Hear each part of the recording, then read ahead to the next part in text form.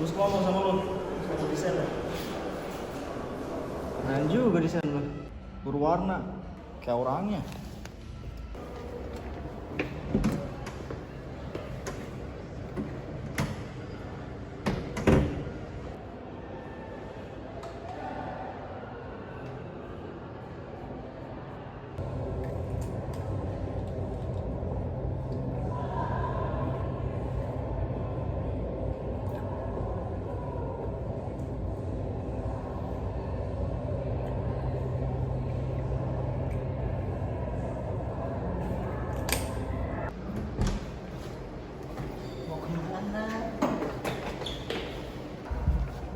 Lu ngapain ke toilet cewek? Lu kan cowok, punya bantan. Lu ngapain pakai baju kayak gini? Lu homo ya? Enggak, gua normal. Lalu masih aja Daniel homo lu. Normal. Woi, ngapain lu? Lepasin nggak? Lepasin gua bilang.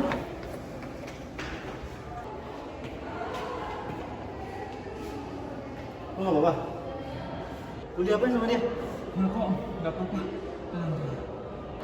Udah gua kasih ya. Ya, makasih.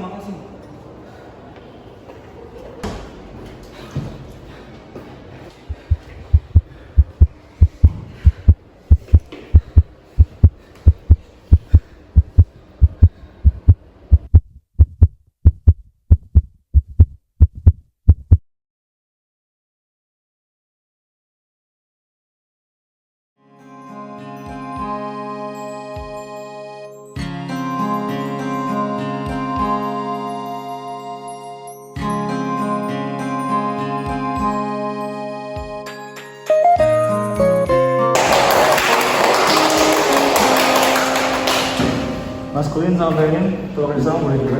Iya dan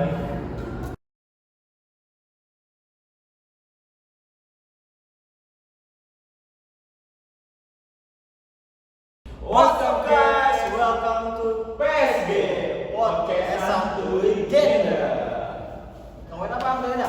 Oke, jadi di episode kali ini kita bakal coba ngebahas terkait gender gitu. Karena tentunya gender dalam pandangan masyarakat hanya dipandang sebagai ekspresi dari jenis kelamin baik itu perempuan atau laki-laki saja. Ya tentu saja ya, dinamika di Indonesia ini gender itu masih kayak tabu ya, karena masih banyak norma-norma tradisional yang ada gitu.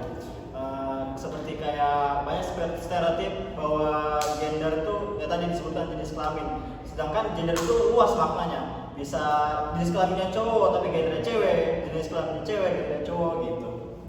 Nah, tentu saja apabila kita melihat ya terkait dinamika di masyarakat masih memandang gender itu sebagai suatu keanehan, padahal yang kita dapat pahami bahwa gender itu adalah sebuah status sosial gitu.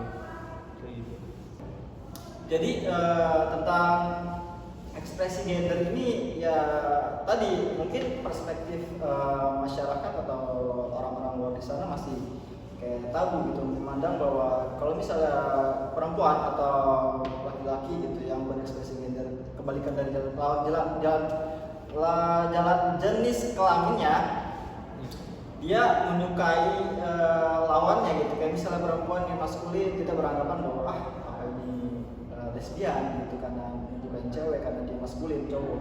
Apakah dari cowoknya feminin menyukai cowok lagi gitu. Kebanyakan mungkin tidak, tapi pasti ada aja yang begitu. Seperti yang kita lihat bahwa banyak sekarang yang sudah terang-terangan gitu, di era sekarang terang-terangan menggunakan berekspresi gender gitu. Tentu saja ya apabila memang kita merujuk kepada lingkup pemerintah ya, karena kita tahu semua bahwa perlu adanya keadilan gitu, karena kita tahu sendiri di tengah-tengah masyarakat ini terkait gender khususnya yang memang tidak hanya laki-laki dan perempuan saja itu banyak yang memang belum diterima oleh masyarakat gitu, karena dianggapnya sebagai bentuk dari keanehan. Menurut itu gimana kalau misal kita lihat dari lingkup pemerintah? lingkup pemerintah ya. Mungkin pemerintah mulai dari bawah dulu kali ya, kayak misalnya saya sebutkan bahwa dari masyarakat aja masih tabu gitu, apalagi dari pemerintahnya. Dari bawah aja kayak tidak mengakui gitu, apalagi pemerintah kan dia bekerja sesuai dari bawahnya dulu, dari masyarakatnya dulu. Kayak masih banyak apa ya, perspektif yang sekarang dijulukin boti ya mungkin. Boti. Kayak misalnya kayak lu misalnya lu pakai skincare nggak sih ya? Gua kalau skincare cuman apa ya, pencuci muka gitu loh. Tapi skincare maksudnya. Enggak lah. Masuknya skincare ya mas. Yes. Jadi sekarang udah enggak mungkin ya, sekarang udah mulai kebersihan mungkin ya cowok-cowok. Tapi pas zaman dulu tuh ya SMP, SMA, gua masih sering-sering pakai skincare gitu. Selalu di apa ya, diledekin gitu. Lu kok cowok pakai skincare? Penting lo gitu kan? Iya. Itu mungkin dari bawah dulu kita melihat bahwa zaman dulu tuh emang sebuta gender, ekspresi gender itu sebuta banget gitu. Ya kalau misalnya diomongin pemerintah mungkin nggak tahu ya kalau misalnya sekarang ya, tapi di ngomongin kebijakan itu gua rasa belum ada, gua feeling opini gue sekarang pemerintah tuh belum ada untuk merepresentasikan gender yang luas di masyarakat gitu. Malah ada yang menentang di lapangan, menentang adanya kebebasan berekspresi. Contohnya seperti Perda di Bogor ya, Perda P4S itu Perda penyimpangan seksual yang dimana kita melihat nih misalnya cowok boti kumpul-kumpul itu dilarang di Perda itu, nggak boleh menurut pemerintah itu. Kalau misalnya kita lihat pemerintah, mereka bukannya memfasilitasi dari kebijakan, malah kayak menentang gitu, melarang. Iya. Tentu saja ya kalau misalnya pengalaman lo di SMA, gue juga punya pengalaman. Di mana nih adalah teman kelas 2 gitu. Nah dia tuh memang secara kelamin laki-laki, namun secara gender dia memiliki lebih kepada ini apa namanya, feminim bukan? Iya feminim ya, keperempuanan lah, feminim ya maksudnya. Nah dia sering bawa skincare gitu. Nah pas olahraga kayak yang kocaknya, tiba-tiba tuh dia kayak meluk gue dari belakang gitu sambil lompat, kayak gimana ya, kocak banget gitu kan. Kalau misalnya pas zaman SMA perihal kayak gitu kayak aneh banget gitu lah, masa dia laki-laki ya kan, tapi kok kayak gitu. Nah Tapi dia suka cewek kan kira-kira? dia suka Suka cewek ya? Suka cewek dong, iya. Cewek. Berarti ya bener kayak tadi gue bilang, kayak mereka tuh ekspresi gender feminim, tapi mereka tuh masih tetap suka lawan jenis kelamin mereka gitu. Tapi dalam Indonesia ini, dalam pemahaman ini masih memandang bahwa cowok boti kayaknya suka sama jenis nih gitu. Cowok cewek yang suka sama cewek nih. Kalau lo pikir-pikir ini nggak apa Gimana? menurut agama gimana? Agama sih ya mungkin bingung sih, karena memang agama itu masuknya itu ke kepercayaan ya. Jadi gue sebagai agama Islam gitu ya, nah mandang hal itu memang dilarang gitu kan, tidak diperbolehkan gitu. Kita sebagai laki-laki yang memang harus jadi jati diri kita sebagai seorang laki-laki, karena kita dilahirkan sebagai seorang laki-laki gitu. Nah balik lagi karena memang merujuk kepada kebudayaan juga ya, jadi memang sulit gitu apabila dikonverkan terkait gender dengan agama gitu, kayak gitu sih. Ya mungkin sepengetahuan gue juga kayaknya di agama tuh tidak ada yang membolehkan ya, tidak ada yang membolehkan sesama jenis gitu. Kita juga kan dicerita di agama kita, kalau agama gue Islam, di agama gue diceritakan bahwa Nabi Lut apa itu yang Kaum sodomi ya? Iya, kaum sodomi itu kan di situ kita ditentang parah gitu. Iya. Namun kita bisa lihat budaya-budaya begini ya, gender segala macam, kalau masuk ke penyimpangan seksual itu mulai dari globalisasi di luar ya. Betul. Di Indonesia tuh kayaknya kurang apa gimana nggak tahu. Pokoknya dari ada banyak globalisasi budaya luar yang masuk itu merambat ke kita, jadilah banyak yang bisa mengekspresi gender. Tapi kalau misalnya dalam undang-undang gimana? Kan disebutkan bahwa hak beragama, berpendapat, berekspresi merupakan pilihan semua warga Indonesia, itulah intinya. Oke, mungkin balik lagi ke budaya yang ada di Indonesia gitu, karena kita tahu mayoritas di Indonesia itu beragama Islam gitu. Jadi yang tadi telah kita bahas bahwa pada dasarnya agama Islam itu melarang gender yang memang tidak mencerminkan laki-laki dan perempuan. Nah, lebih dari itu mungkin ditentang ya, karena dianggapnya memiliki kelainan kayak gitu sih guys.